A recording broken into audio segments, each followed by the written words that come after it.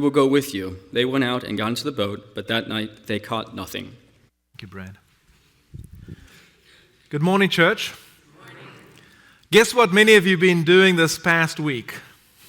There have been a lot of gifts that never found a home. Some of them actually came with receipts to make it easy to return. After the disciples had spent 3 years with Christ and he'd given them so many different gifts, he thought by the time he had appeared to them 3 times, they would have kept the gift that he had given them. But as with many of us, we get these gifts and things happen in our lives. Sometimes it's stress, sometimes it's ego, sometimes it's greed, sometimes it's pride, sometimes it's power, and sometimes it's just old bad habits. And these cause us to veer away from where we need to be. Gideon very aptly taught a class this morning that was just about that. How trauma or pain can cause us to turn inwards to ourselves. And Gideon, I like to say, we get into our heads. And we just can't get out of our heads. We are thinking about the past, mistakes we made. We're concerned in our heads about problems in the future. Instead of just dropping down to our hearts and trusting God. And having everything, like instead of fear, have faith. Instead of guilt, have hope. Instead of anger, have love coming back. And so to go on with what Gideon was saying this morning, I'm going to ask us to reflect on the things that have gone on in our lives. Maybe the past year, maybe just the past few days, or things that you have coming up in your future that's going to cause you to get into your heads. Yesterday, I started the day pretty good. I had a sort of a little dull pain in my tooth, nothing serious, you know. And I asked Owen, "Where's that urgent dental care that we've got that I never go to?" And she said, "Well, it's in Florence." And so I went down to Florence and Dr. Brown tapped on my tooth and he says, "It's not meant to make you squirm like that. That's not right." 3 hours later, in a root canal and a very big puffy face, I was back at it. But I'd been preparing for this lesson and I knew, don't get into your head. And so that evening, instead of canceling everything, I was with about 10 or 15 of our neighbors in our subdivision, having a wonderful time, meeting people that I see running past our house.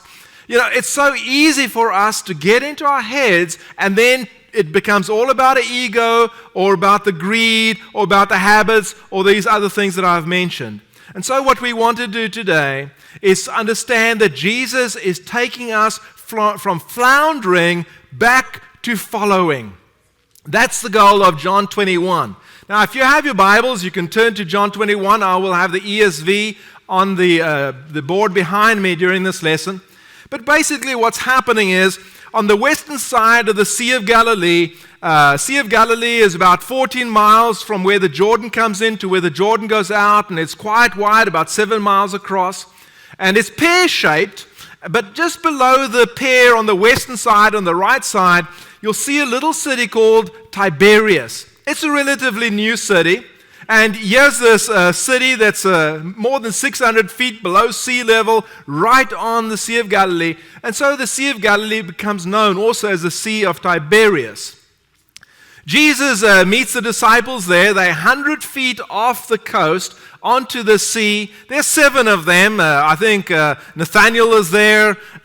Peter is there. James and John is there. There's one more. There's actually 3 more. So there's about 7 on the river. Jesus is cooking a nice breakfast over here on the shore. Now, Carter, if you're 100 yards off in the sea, right, 100 yards off, you'll see that fish, right? The fish is already on the grill. The bread's on the grill. And he talks out, and your voice carries really well over water. So it's probably a kind of a normal voice. And he asks them, "Children, did you catch any fish?" Right? Well, he knows the truth because he probably caused them not to catch fish that night. They've got no fish. He says, cast your net over on the right side. And they cast the net over the right side. Immediately there's so much fish they can't get it out. 153. Peter, who's now been told by John, the disciple whom Jesus loved. You see, it's not in the head, it's in the heart. He's the only one that recognizes him, not by seeing him, not by hearing him, but by love. He says to Simon, that's Jesus. That's the Lord. So he jumps in and now he comes back, gets the fish out. They take some fish, put it on the grill. After breakfast, Jesus starts bringing Peter back. This is the third time Jesus has appeared. 3 times Peter denied Jesus. 3 times he's going to say, Peter, or Simon, son of John, do you love me more than these? Do you agape me? Are you willing to die for me? Simon says, or Peter says, Lord, you know all things. You know that I like you. He can't say agape. You know that I like you. Well, feed my sheep, or feed my lambs. And then it's tend my sheep, and then it's feed my sheep. And so the progression goes on. The next time, do you like me? Now agape, but not more than all of these. He's coming down. And again, you know all things, you know that I like you. Love you, and then I like you. And then the third time Jesus comes to his level, do you like me? And all he gets back is, Lord, and he's grieved in the spirit, you know all things, you know that I like you. So all through this progression, he still doesn't 100% get it. He's not accessing his heart, which is what I'm going to ask you to do this morning. And then he tells him how he's going to die. You're going to be led where you don't want to go. Your arms will be stretched out. You're going to be dressed. And he says, predicting the way he'll die, he says this last words that we'll look at in verse 19, follow me. So we're looking from floundering to following today, and we're going to look at the progression of how that happens. In graphical form, just looking at a graph going across the screen here, you start off with withdrawal. How many of you like conflict? Anybody like? We don't like conflict. But Jesus is going to bring conflict into our lives to get us back to intimacy. Now, Gideon, you said that conflict can be pain, and you say that can access your ego. That same pain, like a root canal, like losing your job, like so many other things, that same pain can draw you closer to God. If you've got problems in your life right now, it might be an opportunity for you to get closer to God. You see, when things are going normal in our life, we tend to drift. And so where are you right now? Think about the relationship that you have that you're struggling the most with. It could be that you're part of a congregation and you find out that you are doing too much and many people are doing too little. It could be in a marriage where your spouse or you are not communicating like you should. It could be at work. It could be your colleagues, your friends at school. What relationship is the number one relationship you're struggling with? If you will take that with you through this lesson, you're going to get the most out of it. Just because I can, because I'm standing in front of the pulpit, I'm going to ask you to get something in mind for this year. We're going towards the year 2020. That is, what type of vision is 2020? Perfect vision.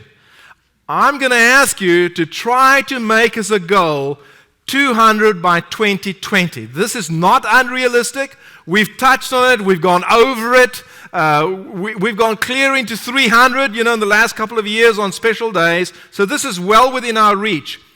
But if we all have the same vision, if everybody says the same thing, we will get it. I remember as my boys were growing up, I kept saying one thing over and over and over to them. I kept telling them, be careful. I kept telling them, watch out for each other, stay together. And to this day, they remember that. And even though they might not 100% understand it was me putting that into them, they will stick together and they will be very careful with their lives. Well, it's because I constantly gave them the same message. So I'm asking you to have the same message. 2020, 200. Is that okay? 2020, 200. And elders, I hope you all have the same voice as me with this. And deacons and members, I hope we can all get on board. I think that is the lowest we can set the bar. But in order for us to get there, guess what Jesus is going to take us through? some conflict.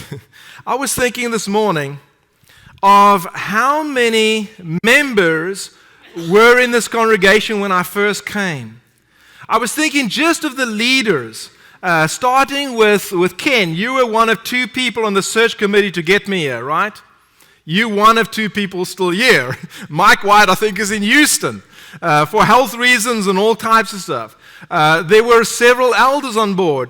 Billy, I think you were one of a few, right? You still here today. One of our elders has gone home to be with Jesus, which is ultimately where all of us want to go. But just thinking about things like that, you'll quickly realize we're a transition congregation, and we need to buckle down, and we need to grow roots, and we need to get comfortable, and then we need to start growing. That's going to take hard work, but ultimately we want to get to where Jesus says, follow me. So let's start off with verses 1 to 3. The first thing we're looking at, Jesus finds us withdrawn. When Jesus looks at you right now, are you 100% where you need to be with all your relationships? Or is there some that can improve? And that's where I want you to bring Jesus. Bring him into that room. Bring him into that part of your life that you're a little bit embarrassed about, that you really don't want him to see.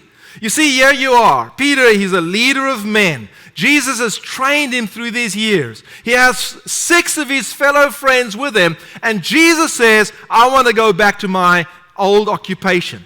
Peter says that. If Peter was a truck driver, he would be saying, I want to go drive trucks again, right?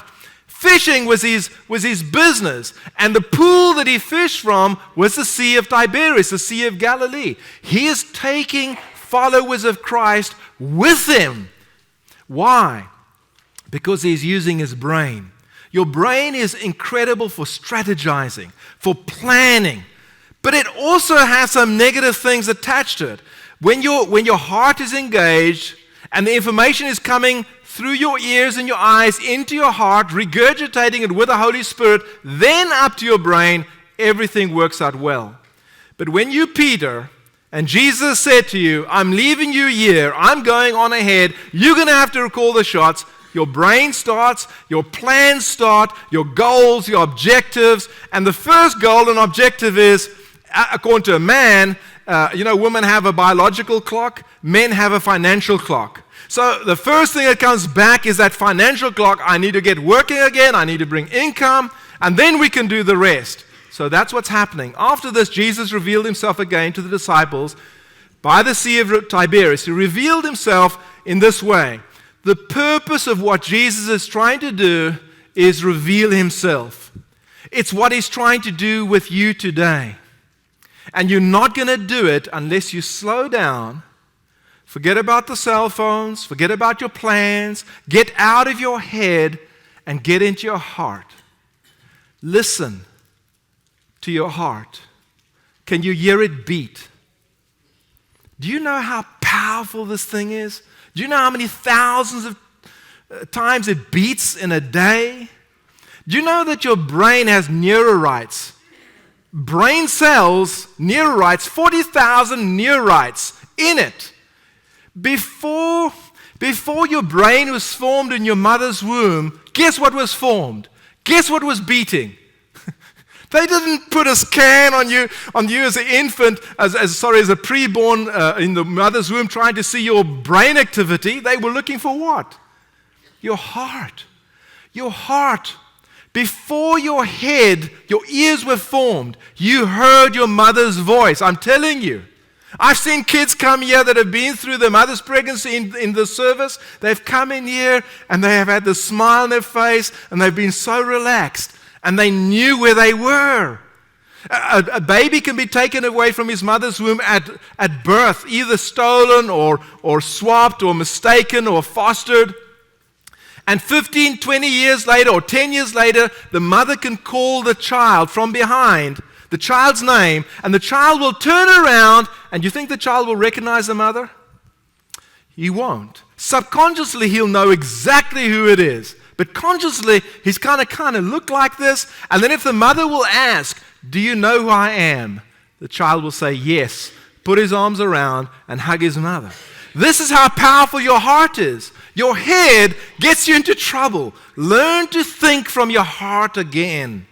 That's what we want to do. Jesus is trying to reveal himself to us through our spiritual eyes, our spiritual ears, and we will never hear him if we're all in our heads. Get out of your heads. Okay, yes, Simon, very much in his head. Simon Peter, Thomas, called the twin, Nathanael, there is Nathanael of Cana of Galilee, the sons of Zebedee, James and John. Remember, John was the youngest disciple whom Jesus loved. We'll see him just now again. He's also the one who wrote this gospel and 1st and 2nd, 3rd John and Revelation. The sons of Zebedee, sons of thunder also, and 2 others of his disciples were together. Here's the decision. Simon Peter said to them, I'm going fishing. It sounds like an innocent decision. Many a church member has withdrawn from churches because a strong member said something like that. Drew them away.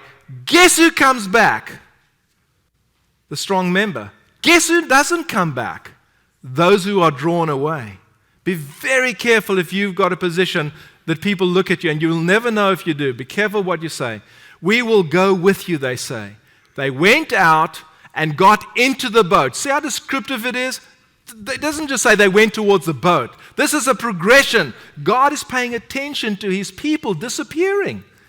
They went out and got into the boat, but that night, why?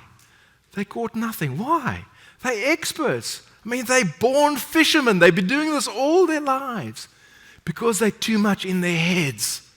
You know, fishing is not just a science, and it's not just an art. It's a combination. How many of you like to fish? Anybody like to fish here? Okay. Some of you like to fish. Let me ask Billy and Dave, since they're close there. Do you always just fish with your brains, or do you sometimes try to feel where it is, and you're always assessing it? You know. Have you ever tried talking while you're fishing? You know, it doesn't work, right? There's an art to it. There's a definite art. But yes, Peter, and none of his heart is in it. You know, he's probably saying, we're using the wrong bait. We should have mended those nets. We should have gone to this place. We're too close to the shore. We shouldn't have gone out at midnight. We should have gone more at 4 o'clock. I don't know what he was saying, but I'm telling you, he's like Martha in the kitchen. So worried about all these things, so distracted by all these things, he's too much in his head. He needs to get into his heart. How do you do that? And they caught nothing. This is how you do it. The first thing you're going to do when you are in your head and things are going wrong in your life, I mean seriously wrong, you're going to panic. You're going to freak out. You're going to do what we call flipping the lid. If this is the brain stem, you can imagine it being like this. This looks like a brain. Right in the middle of the brain, if you flip the lid, in the middle is the flight part. This is the freeze, this is the fight or flight. This is the part that causes you to think, to go back to your heart. The executive part, the prefrontal cortex, drops down to your heart and asks your heart what's going on. When you flip your lid, it goes like this and everything goes crazy in your world. You need to detach. When things go wrong, when you find out you lost, you're in trouble, your car's flipped over, or whatever the case is, you need to detach from your head. Do you think that's easy to do? Do you think that's what your brain's going to want you to do? Your brain is going to be want to fight, to flight, to fight, to freeze. You know, you need to get out of that.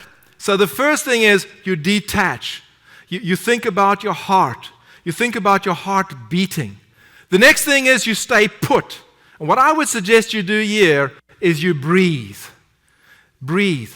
Would you do an exercise with me? Would you take your hand, either your hand or your finger, put it either on your sternum or over your heart. Just put it over your heart and breathe in deep 5 times, breathe out deep 5 times. So breathe in through your nose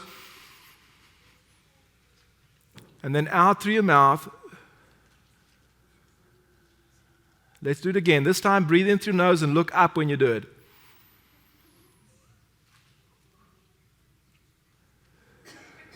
If you do that for 2 minutes a day, the effect And where your touch is where your focus goes. So focus on your heart. Focus on this incredible organism inside of you that keeps you alive, that started you. Focus on this instrument that backdates all the way back to the Garden of Eden. You can literally hear God's voice when you do that. If you'll do this for 2 minutes a day, the effect will last 6 hours. Your immune system will be boosted. No one freaks out while they're breathing deep. It'll cause you to immediately relax. Chris, that's so nice. You're just going to keep going, right? You can keep doing that. It's a beautiful feeling. I mean, it's really great when you can get out of your head. Do you think these cell phones have helped us to get out of our head more or less? Church, we're in trouble as a world. We're really in trouble as a world. We need to get rid of those things for times in our life. And we need to go back to this over here. So detach, stay put. Now, if you've done what I've asked you to do, if you've been breathing in, relax for 5 seconds, 1, 2, 3, 4, 5, and out 1, 2, 3, 4, 5, for 2 minutes, now you're ready to find landmarks. What your head is doing is thinking forward, it's thinking backwards. What your heart is doing is thinking in the present. It's pulling you into the moment. Now that you're in the moment, let's find the landmarks. The landmarks is number 1, and if you want to take notes, there's little paper pads in front of you. The first one is a G, gratitude. What are you grateful for? Write down, what are you grateful for? Next one, what are you affectionate for? The next one, what do you care for? What causes you to care for something? So we got the GAC right now. So we take the first one. The first one, what am I grateful for? Steve, is that a head question or a heart question? It's a heart. It's a heart question. So think about that relationship that you're struggling with. And do this. Put your hand over here and think about that relationship and say, what am I grateful for? What do I appreciate? What do I care for this person? How do I care for this person? This is such a relaxed way of doing things. And it immediately stops us from looking at what's going around us in sheer panic. It's making us get our landmarks. When you're at that point, your creativity comes back to you. And God's voice can come back to you. You can start to recognize Jesus again. You can start to hear Him again. And when you do that, truth comes. And the truth is the one that's going to set you free. Here's the truth. And the truth is book, chapter, and verse, by the way. It's not something that mystically appears from nothing. It's always going to correlate with the Word of God. Always will correlate with the Word of God. Has God always taken care of you? Truth. Head, freaking out. Heart, truth. And so that is your rescue plan. Number 4, create your rescue plan. Ask God. Ask Him to help you. He will guide you because He's standing there. He says He's standing at the door of our heart. He's knocking, not at the door of our head, at the door of our heart. By the way, church, where is God's temple right now? In our head or our heart? It's in our heart, right? He's right there. He's wanted to get there. You just have to open the door. And number 5 is to prevent you from going back into your head. Take responsibility. Don't start blaming. Don't make excuses. Take full responsibility for your life. You are where you are today because of what you think, say, and do. You don't blame anybody. You don't make any excuses. You take full responsibility for your life. And you'll stop floundering. So that's the first thing He's trying to do. He finds you in withdrawal. He finds you going out to your job again. He finds you taking other people with you. And He's saying to you, stop. Get the landmarks. Gratitude, appreciation, care. Care. I'm a caregiver. There are people that I would love to help. And these are where my landmarks are, and that's where my rescue plan. Now, Gideon, those things, are they about me and my ego, or are they about me and everybody else? They're about me and everybody else, aren't they? All right, so let's go on to the next point. He finds us from withdrawal. He takes us through conflict. This is a long section. It goes up to verse 17. But this is where He's going to bring us, and this is the thing that you want to skip sometimes, but don't skip it. Let's look at it. Just as day was breaking, Jesus stood on the shore. Yet the disciples did not know that it was Jesus. Now, day breaking, what does that mean? They fished all night. They've tried every method that they know of. Were they successful? Did they get anything using the arm of flesh? No. So he comes after they've exhausted all other avenues. And what does he say to them? Yet the disciples didn't know that it was Jesus. Just as day was breaking, Jesus stood on the shore, yet the disciples did not know that it was Jesus. The first thing Jesus is going to use are going to be your eyes. But if you are in your head, you're not going to recognize him. Even if Jesus was there and they were looking at him with their heart, it would have taken faith for them to know that it was Jesus. And you'll see that just in a little while. Next, he's going to go from the eyes. This is what's going to happen. He's going to go to the ears. Jesus said to them, "Children, do you have any fish?" Okay, now he's on the ears. He's trying to get you back. They answered, "No." Do you think at this point they knew it was Jesus? No, they didn't have a clue yet. Verse 6, he said to them, "Cast your net on the right side of the net, of the boat," and he says, "You will catch some." He doesn't only tell them what to do, he tells them what the result is going to be. Church, listen now carefully. If you keep planning with your heads, if you keep strategizing with your heads, you're going to be in trouble. But if you will calm down first bring Jesus on board. Let him have access to your heart. Then with that, you're not going to come up with a plan. You're going to come up with book, chapter, and verse. From there, from God's voice, you're going to come up with a plan. But the plan is going to be all about caring for other people, appreciating other people, having gratitude in your life. Those are the things that are going to be activated. So they cast it, and now they were not able to haul it in because of the quantity of fish. Anybody want 200 by 2020? Do you believe in that? We use God's method, we won't be able to haul the catch in. It'll be too many. But we've got to follow this method. And it's not easy. We trust in our mind, we trust in our abilities. And here, trusting in our heart, Gideon, why did Gideon only need 300 soldiers blowing trumpets and candles, right? He just needed them to participate a little bit, right? He just needs us to have a little bit of faith. That's all. And he'll take care of the rest. The disciples whom Jesus loved, who is this? John. This is John. Therefore said to Peter. Peter heard, Peter saw, just like John did. Peter didn't get it. John got it. Who do you think the disciple was of the heart? There have been times in my life I've looked at a congregation, I've spotted a leader that should have been a leader of the heart.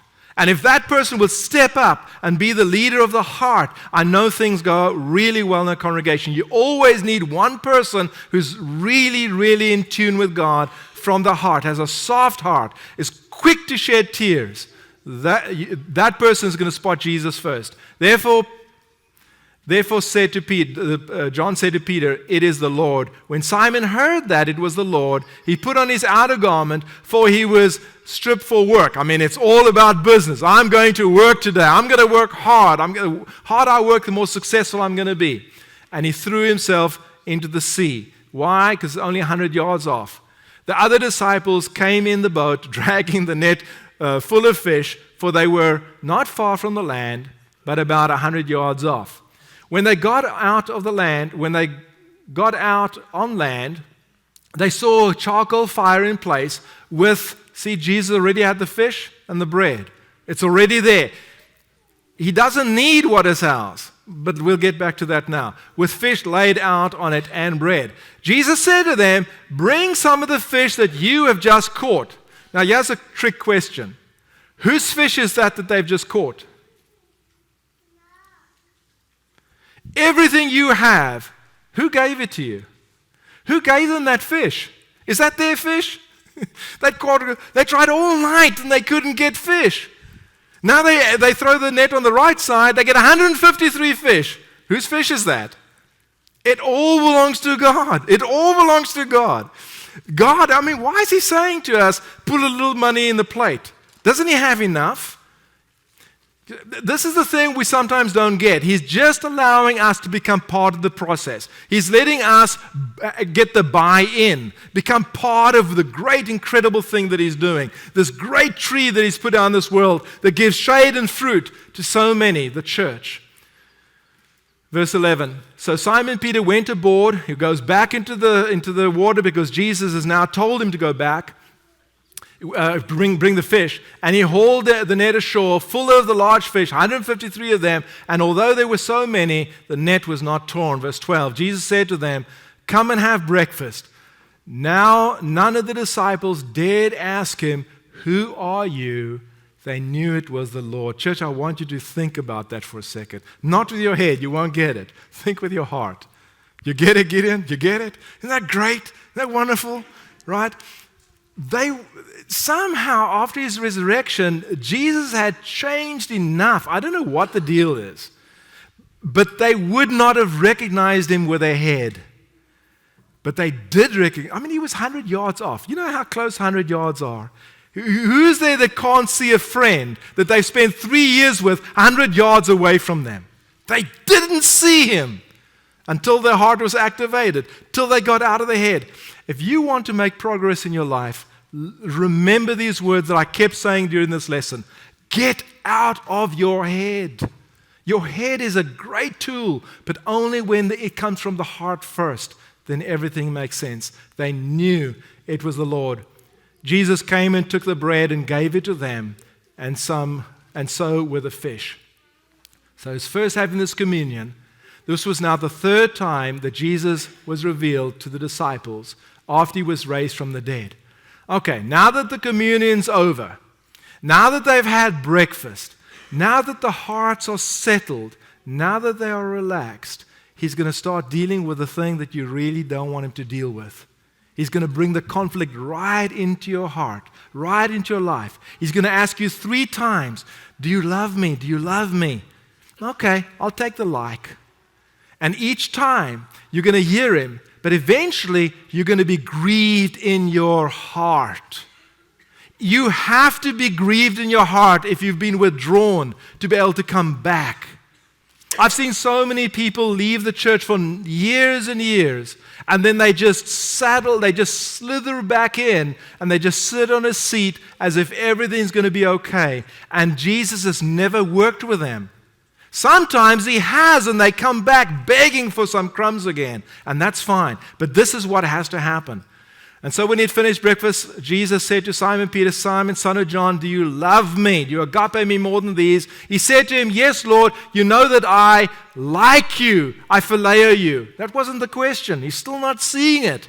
He said to him, feed my lambs. Lambs don't need to be tended. Lambs just need to be fed. They're naturally tended. He said to them a second time, Simon, son of John, do you love me? Do you agape me? Not more than these now, just do you love me? I'll settle for that. He said to him, yes, Lord, you know that I like you. I phileo you. He said to him, tend my sheep. He said to him a third time, Simon, son of John, do you like me? He doesn't need us to be perfect. He'll take whatever we can give. Don't wait for perfection. Just give Jesus what you can today, and that'll be enough. Do you like me? Peter was grieved. There it is. He's grieved. You don't grieve in your head. You grieve in your heart. If you've ever had very, very bad relational pain, you'll know where that pain is. It's never in your head. It's always here. It tears you up. Peter was grieved because he said to him the third time, do you love me? Do you like me? In other words, even Peter's saying, when he quotes Jesus, he quotes him wrong because 2 out of the 3 times he didn't say that. And he said to him, Lord, you know everything, and you know that I like you. Jesus said to him, feed my sheep. 3 times, Peter not only denied Jesus, he cussed the fact that anybody could even imagine that he would know this guy. He was in the courtyard with Jesus when Jesus was on trial. If Peter at that point said, yes, I know him, he's my Lord, he's Jesus Christ, I'm his disciple, Peter would have been killed at that moment. For Peter to come back, to be restored, to follow, we'll see in the third point, would mean that he would die. That's what it means. So this is a big thing that Jesus is doing here. But Jesus is getting rid of the guilt. With guilt, nothing else will work. So you have to get rid of the guilt. Have you been to Kroger or Walmart recently down the aisle where all the makeup is for the girls?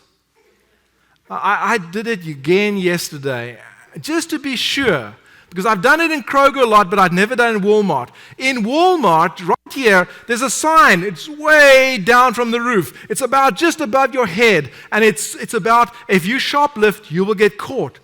Apparently, this must be true. Little girls seem to steal more than little boys. I would have never thought that.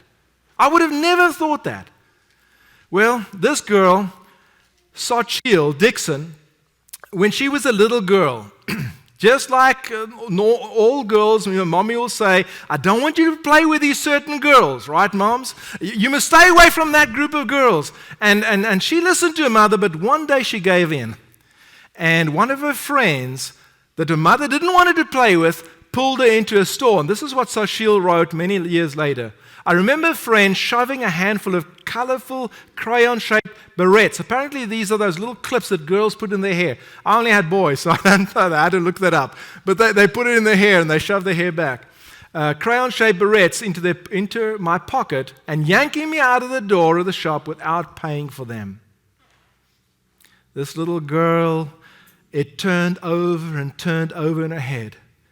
If she goes to her mother and she says, Mom, this is what I did, Mommy's going to say, I told you not, and she will have leverage over this little girl for the rest of her teen years, right? So the last thing she wanted to do was go to her mother, but eventually after a week, she couldn't take it anymore. She said, Mom, this is what happened. I was in a store, and I stole, and I should not have. The mother put her arms around her, said, I'm so glad that you've come and you've told me this. But we have to make it right. They went to the store owner and reimbursed the store owner for that. The guy, he had a beautiful opportunity, but he didn't take it. He shouted at this little girl. She'd been through a traumatic experience. He just added to that trauma. But instead of it getting stuck in her head, she immediately let it go. Why? Because she'd been forgiven by her mother. She'd been given by Christ. She was where she needed to be. It washed off her like water off a duck's back. It never stuck. How many times, church, have I told you, let it go? Let it go. Don't keep in your heads, right? Your heads are going to mess you up. Let it go. Go back to your heart. Here's the truth. Jesus has forgiven you. He's forgiven you. The devil will not let you let it go. So this is how you don't go back to guilt. Don't shoot it on yourself. Practice positive affirmation. Start a journal. Write it down if you need to. Focus on quality, not quantity. I need to explain this one a little bit.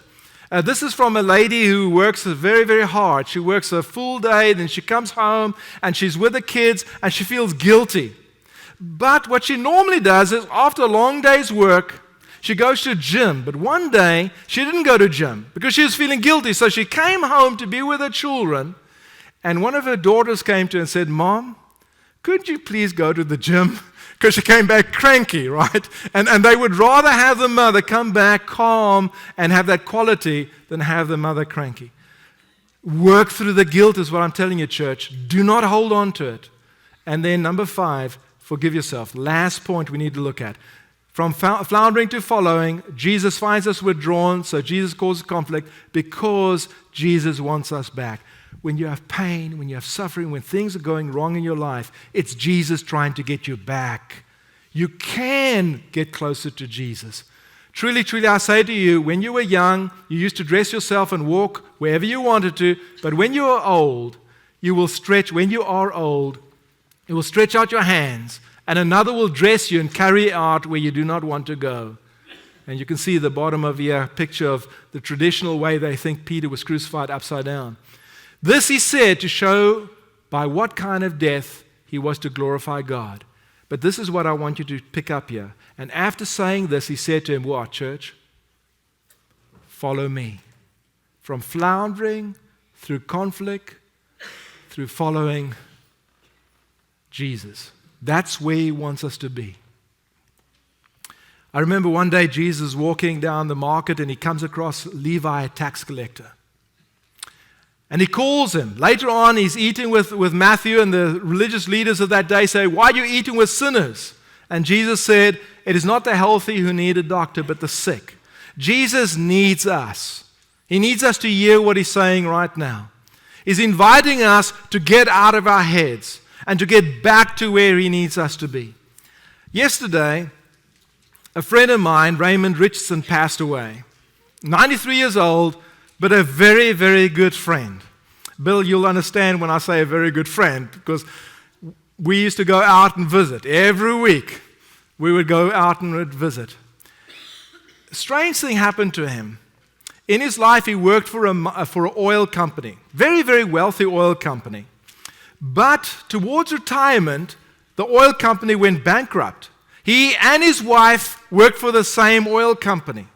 So what were they going to do? No pension fund, nothing. But this is what I want you to know about Billy Fay and Raymond Richardson. They were the most faithful people you can imagine. When Raymond retired and he had some spare time, he came to the church office to see if he could help run errands. Was there anything that he could do? If there was something that needed to be paid for, without anybody saying anything, it would be taken care of, and I knew it was Raymond Richardson. How did that happen? Well, when the company went bang, he made this arrangement. The head of the oil company said, and he just made it with two people. He said, "I want Billy Ray and Raymond Richardson to receive their full salary for as long as what they live." Can you believe that? Church, when you get, unbelievable. When you get out of your head and you get back into your heart, Jesus can help you in ways that you won't even begin to imagine. That's the call today. I want you to realize that you're not yourselves anymore. You belong to someone else. Please let it go. Put your hands on your hearts. Feel gratitude. Feel appreciation. Feel care for people around you. Let God speak to your hearts, and your world will change. If you want to become that person right now, Jesus is knocking on the doors of your hearts. If you've never been born again through the water of baptism, please accept that invitation. Become Christ's. If you have been in your head for so long you can't even remember when you had contentment, peace and joy, please accept this invitation by coming forward right now as together we stand and sing.